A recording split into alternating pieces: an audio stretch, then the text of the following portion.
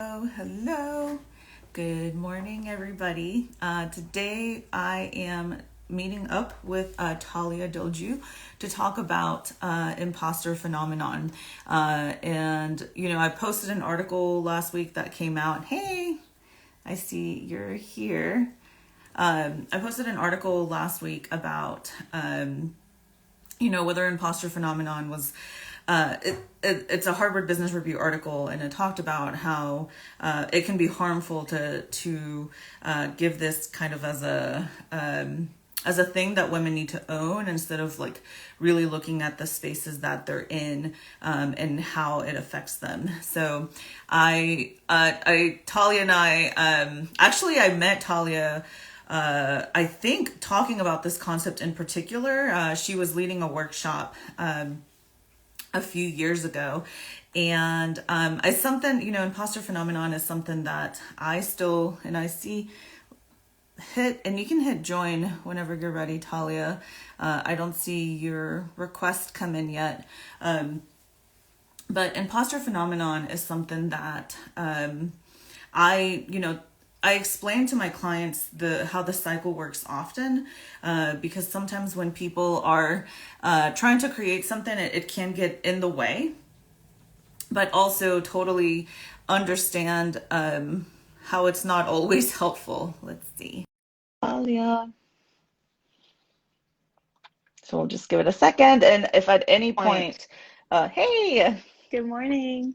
how are you? Can you hear me okay? Yep, you're good. Can you hear me? Yes, we're good to go. Except Beautiful. that, like, the view, like, I know. like, Every time let it me back splits up a the little screen, I'm bit. like, er. Yeah, I had it like perfect, but I'll just back up a little bit. So I was just talking about how actually the first time I ever met you, you were talking about imposter phenomenon. Um, I know. What a full circle moment. I know. So in my head, you're literally like, and I know it wasn't, just you, it was like this whole event, but like in my head, you're like my imposter phenomenon, like expert, which is, take what you will from that title. I will take it. I will take it. So I'm curious, when did you learn about imposter phenomenon? And actually, maybe let's start. Can you explain the difference between imposter phenomenon and imposter syndrome, and like why that matters? Yes, absolutely. The language is important. And I love that you asked that question. So, why, and I'll preface all this by saying, like, I am not an expert in imposter phenomenon. I've studied it a lot. I speak on it a lot, and I coach around it a lot. And the woman who kind of dubbed the term and did all the like founding research and science around it, her name is Pauline Clance. So I would direct anybody over to her website. There's a scale, a kind of like assessment you can take to get a sense of where you're at with imposter phenomenon. But anyways, the difference between the two. So most people, it's kind of like in pop culture, if you want to call it that, called imposter syndrome. And the proper terminology is phenomenon, because a syndrome is something that you can like diagnose, right? The imposter phenomenon is not something that you can diagnose. It's not something that you need to treat or that you need to really fix, which I think is a lot of what we're going to talk about today. Phenomenon, the word itself refers to it more as an experience. It's a psychological experience that many of us feel and experience. So it takes away, it's not like a medical, it's not a syndrome. It's not a sign of, it's not a, what's the word?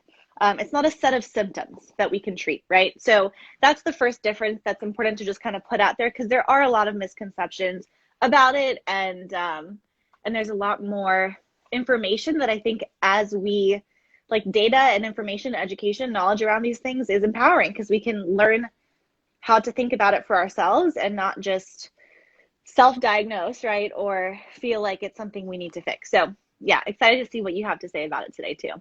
Yes, and sorry, I was so excited to dig in. I think we should introduce ourselves. I'm like, well, let's just get right into it. So I'm Pamela, and I use she, her pronouns, and I straddle the line between like coach, strategy, and really I focus on working with women specifically who are launching things, which is why this concept can sometimes be helpful. Yeah. Would you like to introduce yourself? Yeah, beautiful. Also use she, her pronouns. My name is Tallia Deljou, and I am a life coach. I've been in this work for a little over 8 years now, which is crazy to say. And I work primarily with women as well. I do have clients who are men, so shout out to my men. But I work primarily with folks who are seeking more direction and guidance on their paths, career path, life path. It's all the same thing. And my central work is really around purpose, helping people really figure out their path, find what their true gifts are, and find more purpose, step into their purpose. So likewise, this topic comes up quite often because it's this thing that gets in our way, right? And if we don't learn how to work with it and learn how to relate to it differently, it can continue getting in the way. So it's important to talk about it and bust some of the myths around it and look at the larger context, which is a lot of what, and I'd love for you to speak to the article and kind of highlight the main points there and see where that takes us. Yes, yes. Well, so I did want to ask you, when did you learn about imposter phenomenon, and like what was like that? Were you experiencing it and then it felt like a relief, or what was that like? Yeah, honestly, I don't know if I remember. I mean, my immediate response is just it's something I studied in grad school. It's something that came up quite often in the research around career and calling and just psychological constructs, right? So I studied it and learned a lot about it in graduate school. I'm sure it's something I was familiar with beforehand, but that was kind of like my introduction into it in a more formal like manner. Got it. Yeah. And it's interesting, I guess, when you're studying. So Talia has her master's in positive psychology. Mm-hmm. So it makes sense that you would see it kind of from that perspective. Mm-hmm. I think the reason why it was so helpful for me, because when I attended the event where we talked about this and where I learned about it for the first time, I literally had just quit like the job that was like my dream job because it had become so unbearable. Yeah. And I had like no idea like what had happened. And stepping into that workshop and learning about imposter phenomenon, it was just revolutionary for me, because there were so many ways that I did feel like an imposter, and it was affecting how I showed up at work. Mm-hmm. And I was like blaming myself for those things instead of like understanding what was happening. Mm-hmm. So for me, being in this, room with, I don't know, a couple dozen women talking about it was like, it just made me feel so not alone, and Yes. it normalized my experience. Exactly. And those are the experiences I love facilitating most, because it's those moments where everyone's like, oh, this is called something, like, oh, this is a real thing, or oh, I'm not the only one, and oh, there's something I can do about this, right? It's like I don't have to keep feeling this way, and I'm not crazy for feeling this way, right? I think, I'll speak for myself here. I think what I would have liked to have heard in a lot of those moments of just like low points and anxiety and stress is, you're not crazy, right? Like, this is okay and this is normal, and let's talk about it. Let's take the stigma and the shame and the whatever away from it and just look at it and get curious about it and ask questions about it and know that it can be different. Yes, yes. And so it's interesting because I do think imposter syndrome, imposter phenomenon has kind of become this buzzword. Mm-hmm. And I don't think that most people that use it actually know what it means. Yeah. Or like understand the cycle. Mm-hmm. And I think understanding the cycle is like the most helpful part. Yeah. So could you go in a little bit into like, what does it mean? Yeah. So there's the experience of imposter phenomenon. So what the kind of like general consensus is when someone says, I feel like an imposter, right? It's this feeling of you feel like you're pretending, you feel like you don't belong, you feel like you're not qualified, you feel like you're playing a trick on everybody else, and you're just kind of waiting for the ball to drop, right? They're going to find out tomorrow that I don't know what the hell I'm doing. They shouldn't have hired me. I'm not as qualified as they think I am. And like, what am I doing here? Right. So do you want me to walk through the cycle briefly as well? Yeah, let's walk through the cycle, because I do think that's really helpful. But just what you just said right now, this like idea of like, I don't belong here. Something that really stood out to me from the workshop, years ago, is that y'all talked about how, this was even higher for if you're like the first or the only person in that space. So if I'm like the only Latina in the office, it carries this extra weight. Or if I'm the only person in my family that's going to college, or if I'm the only immigrant, or if I'm the only person of my experience, it carries this extra weight of, if I'm the only Latina and I screw up, then what is that going to mean to all Latinas? Like maybe they'll never hire one again. So that, I think when we talk about like, how does this affect different people with different levels of marginalization, that is one very, really big weight that was helpful for me to understand.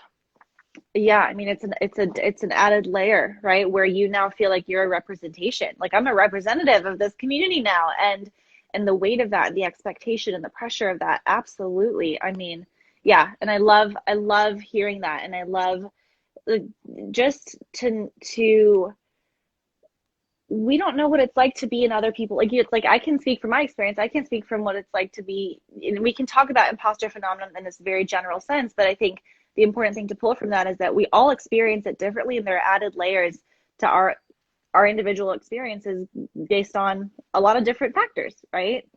So yeah, absolutely. Yeah. And so I do have a graphic on my feed where I kind of like drew out the cycle. So y'all definitely check that out if you haven't heard of this before.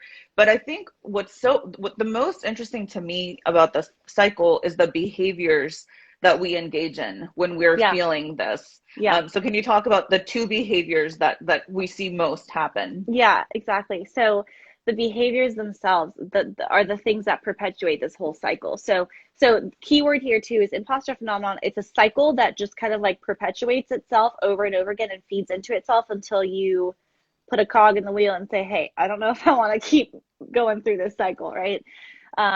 So the two kind of behaviors that it perpetuates are basically two different work styles. So for those of us who might experience imposter phenomenon, we tend to fall into two categories. Either the ones who identify as hard workers, right? We overwork. We put like a superhuman amount of effort into the work. We, don't sleep. We don't eat. And that's, yes, a bit of an extreme, but we tend to put way more time, effort, energy into things than we really need to do. That's the first working style or the first behavior. The second behavior is procrastination. We'll put it off till the last minute. We'll kind of finish it in some frenzied way, and somehow, right, this is the narrative, is that somehow we get it done, right? But what happens with either one of these behaviors is that inevitably, and this is the other thing to mention too, is they found that those who experience IP, I'll call it IP just for short, those of us who experience it are high achievers and high performers most of the time. So you overwork or you procrastinate, you get it done, and everyone pats you on the back, thumbs up, you've achieved the thing, it's a success all around. But what's happening consciously or subconsciously is that you're attributing the success to the way you worked, right? So yeah, I was successful, I accomplished the thing, but it's only because I procrastinated. It's only because I got lucky and last minute I work well under stress. It's only because I put in the 10 extra hours. Is that why? Or is it because you're intelligent and you're qualified to do this work and your skill set is bomb and maybe, yeah, you did get a little lucky too, but there's an element of like don't forget about you and what you brought to the work that contributed to the success, right? So it's called attribution, right? What are you attributing? What are you deeming as the cause of the success?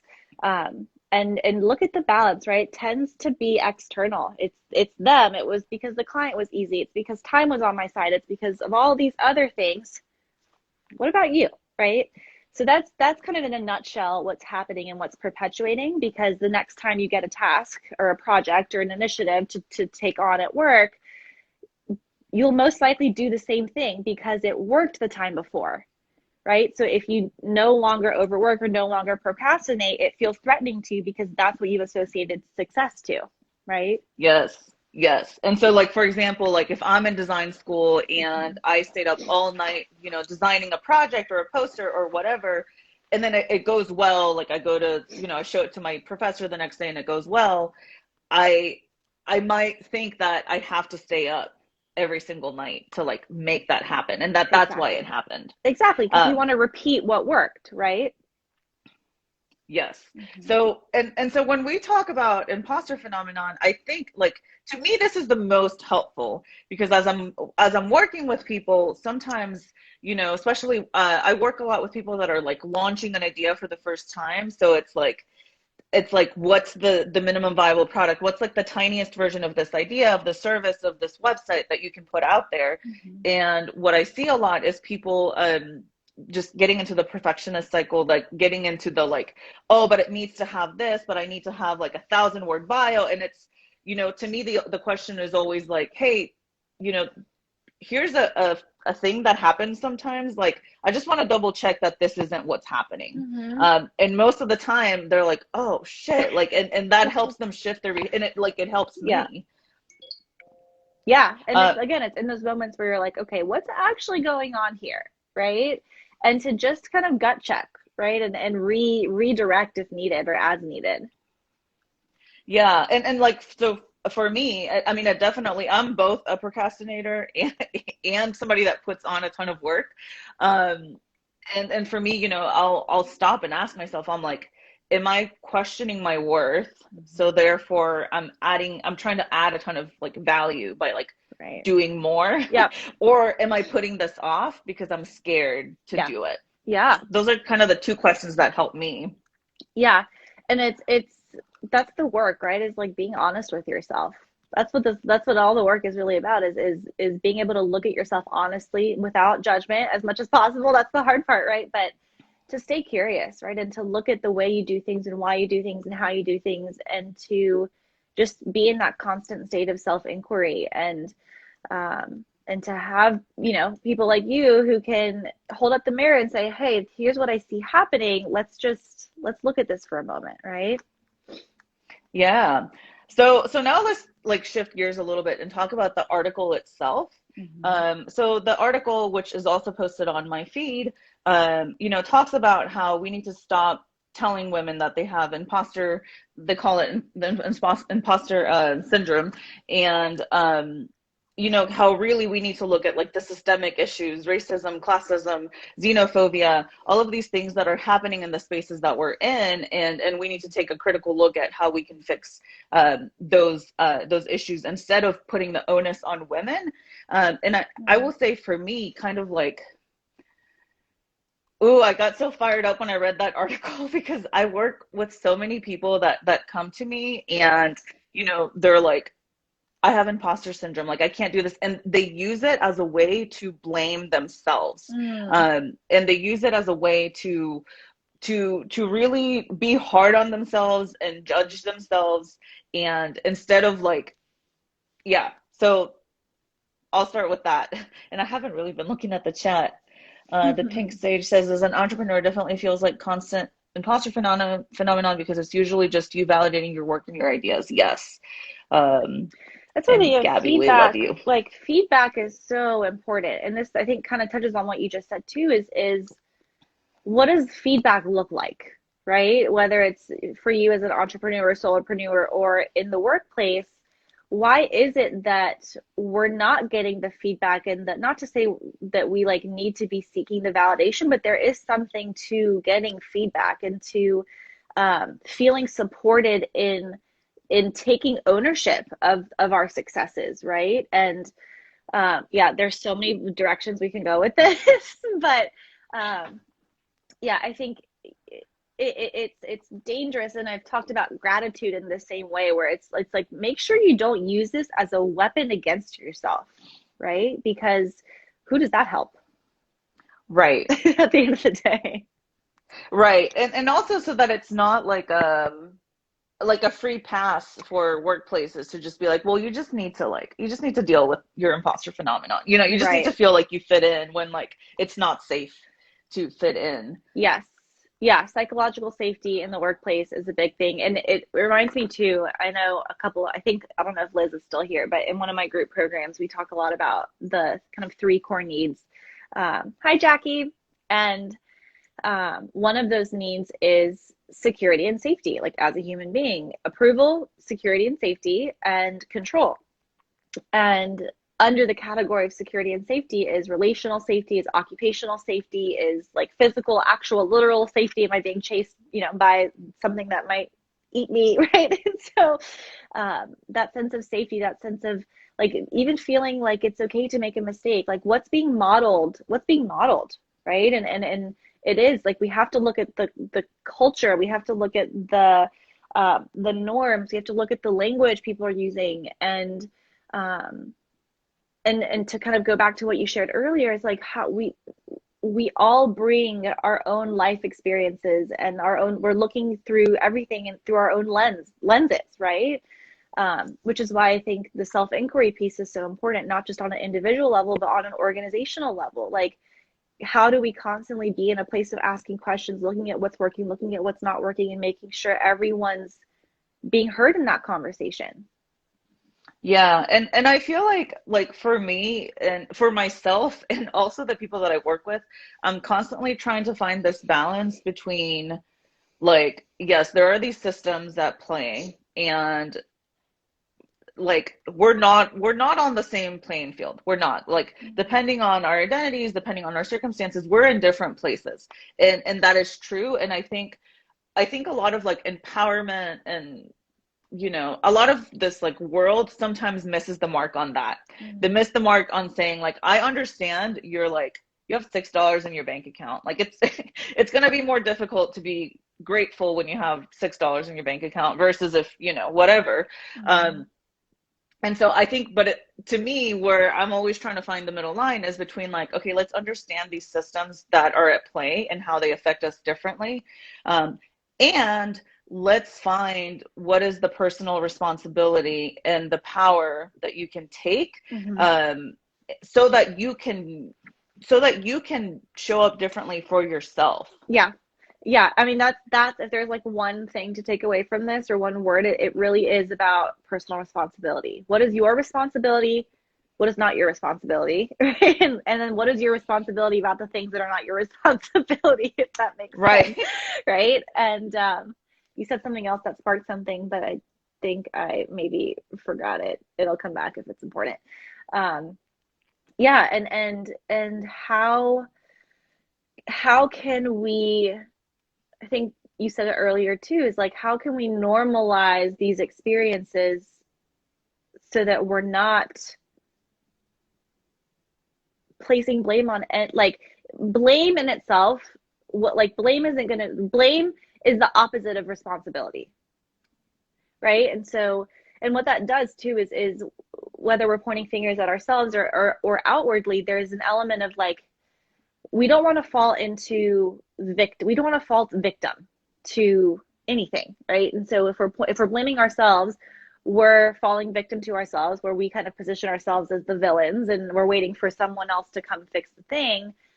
Or we're pointing outwards and we're saying this is, X person's fault or whoever's fault, and then we feel victim. Either way, none of that's empowered. Like, none of that feels empowering in terms of like taking responsibility to do something or to say something or to do something different. This make sense? Yeah.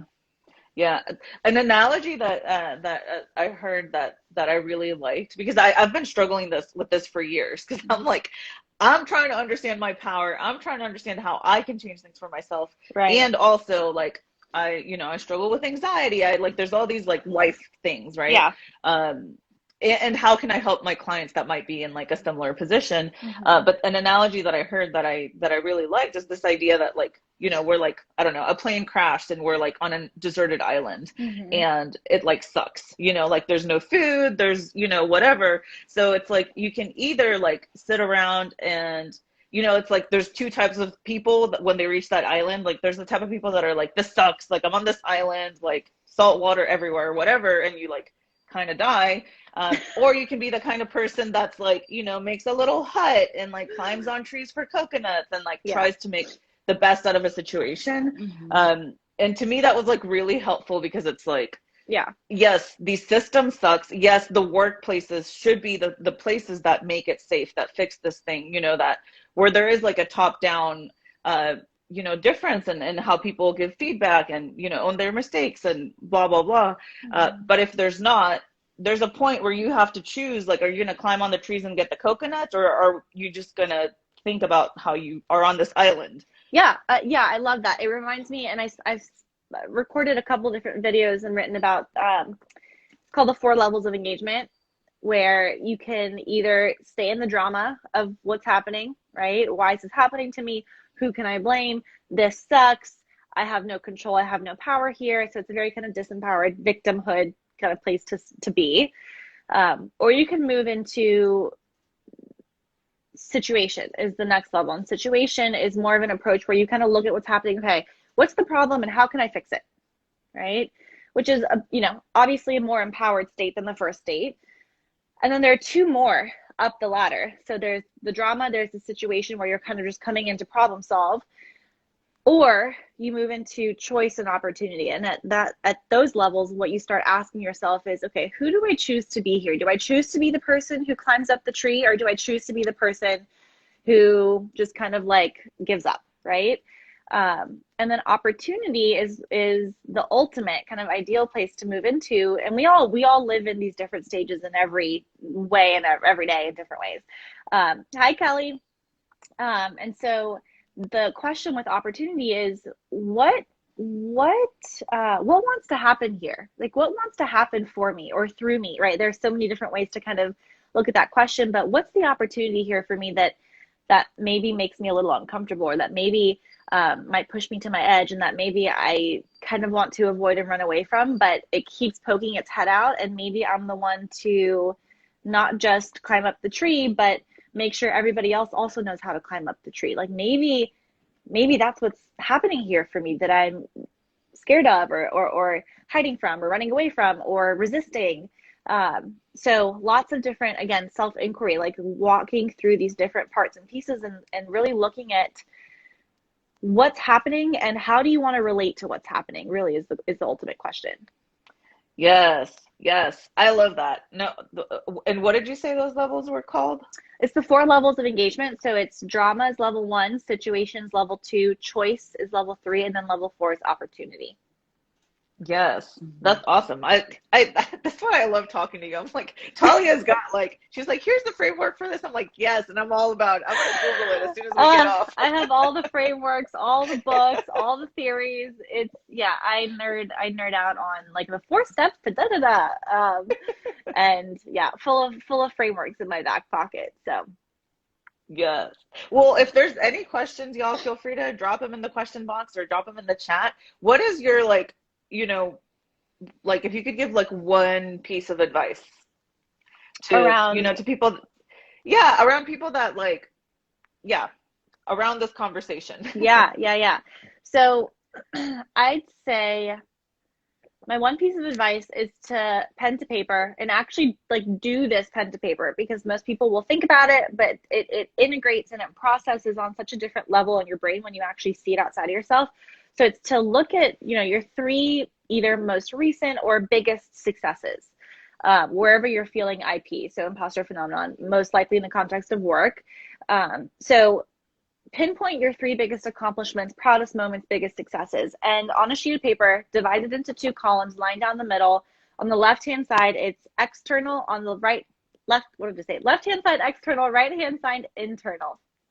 And what you'll give your mind a minute to process and think through is, what are the external reasons that caused the success, that attributed the success? If you experience IP, that's most likely going to be a very easy list to write out, right? Again, I put in extra time. I'm a hard worker. I got lucky. My team was super awesome. I work well under pressure. I procrastinated, and somehow all those things we talked about earlier. On the other side, the right-hand side under internal is, what about you contributed to the success, right? That has nothing to do with the external world, with external circumstance. What about you? What are your qualities, your characteristics, your own attributes that you can take a little bit more credit for and take a little bit more ownership over, right? And that's, again, the intelligence, and get more specific than detail oriented. I think that's such a cop out. I'm sorry, it's such a cop out. People the number one answer I always hear when I ask people to, what are your strengths? Da da da. Hard worker, detail oriented, organized. I'm like, that tells me nothing about you. And like, yeah, I would hope you work hard and you're detail oriented and you're organized. Like that, just cop out. So That's like, can use Microsoft Word. right. I'm like, that just doesn't fly for me. And I'm very big on, as you know, calling people out on their bullshit. I'm like, you can do better. Come on. So anyways, internal attributes, and just stay curious, right? Look at which side was easier for you to write out, and really just like hone in on those parts of you, like take ownership, take some credit, pat yourself on the back, celebrate yourself. And that's the part that I think feels uncomfortable for most people, is like, oh, but it wasn't me. Like, yes, it was. Yes, it was. Yes, it was. Right. And like, there's something around like, oh, but I don't want to sound like I'm bragging. I don't want to shine too bright. I don't want to take up too much space. Like that's what comes up for a lot of people. And that's what I love really coaching around. Imposter phenomenon is really like an entryway into what is keeping you from owning your shit. Like what is keeping you from, stepping into that power. And, I could go off on this for a while, but that's my advice in terms of like an exercise to do with this. Yes. Yes. No, I totally agree. It is like an entry point as to like, why is it not safe to shine brightly? And like, why is bragging bad? And there's so many questions. And I mean, the key to all of this is really, like you said, self-inquiry. Yep. I think for me, from like a beginner standpoint, if you're like just hearing about this, two things. I would both look at the cycle and just see it. And if you see it and you're like, oh, I don't know, then that's fine. But if you see it and you're like, holy shit, I do that, then just like keep it in your back pocket. And just, when you find yourself either like procrastinating or wanting to over deliver, like just question yourself, like, is this what's happening? And at the same time, I would say, I would invite everybody to like really look at like all the different intersections of their identity, and to understand, like, are there kind of like systemic things? Like, am I really, maybe I am dealing with racism in the workplace, and it's not imposter syndrome. It's just like flat out racism or xenophobia or some other form of oppression. So I think it's really important for folks to do both. Yeah, because again, it takes the blame off, right? Like maybe this isn't just me or mine to fix or mine to look at. So yes, absolutely. Yeah. And actually, as you're saying that reminds, like, the industry that I quit was the tech industry. And when I started, and what happened with my situation is I got hired for a junior position, but there was no like senior management on top of me. Like I reported straight to like the owners of the company, which is like not a good situation, because they weren't there to like mentor me and to help me. And it just like threw me into this really bad cycle. And what was really helpful in learning about the, imposter phenomenon and just really like realizing how much of that was not on me, like seeing other women in tech talking about it and seeing how like this happens all the time at startups, was like really helpful to be like, oh, wow. Like, okay, I was just part of a pattern that repeats, and it wasn't my fault. Yeah. So for anyone who's here, I know you posted some content around this with the cycle. I also have some videos around this as well. Check out the content. We create it for you all. So give it some love and let us know what questions you have over the next few days as you unpack and do your research and see how this all sinks in for you. Yes. And do you want to quickly, I know you're launching a program. Do you want to quickly plug it? Yeah, absolutely. Thank you. Women supporting women. Yes. So my signature program in my business is called Power by Purpose. It's a program I've run before. It's a program I will continue to run time and time again. And it's a 6-week program, and it's kind of to bring us back to what I shared in the beginning. If you're looking to find your path and really honor your gifts and answer the call in your heart, step into your purpose, this is the program. Self-inquiry on crack at, it's like deep dive discovery, deep dive inner work. What are your strengths? What are those gifts? What have you been through, not just work-wise, but life-wise, that can inform the thing you're really here to do in your life? And it's my firstborn child. And the next group actually starts next Saturday.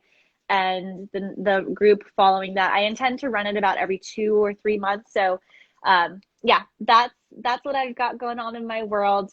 And yay, Caitlin. Yeah, Caitlin was in our last group. She says, woo, highly recommend. And yeah, how about you? What's going on in your world? How can we all support you? Just hang out with me on Instagram. This is this is There we what I'm go. doing right now. Yeah, I have kind of shifting things. So making more art and getting more into speaking, and Instagram is Beautiful. where it'll be. Yeah. And Yay. y'all, seriously, if you get a chance to work with Talia, like she she will call you out. She will gently push you and nudge you. And she's great. And Thank so yeah, you. thank you so much for this talk. This was great. And Appreciate it'll be you. saved on my IG so y'all can share it. Awesome. Thank you so much. Have a great weekend. See you Bye, soon. everybody. Bye.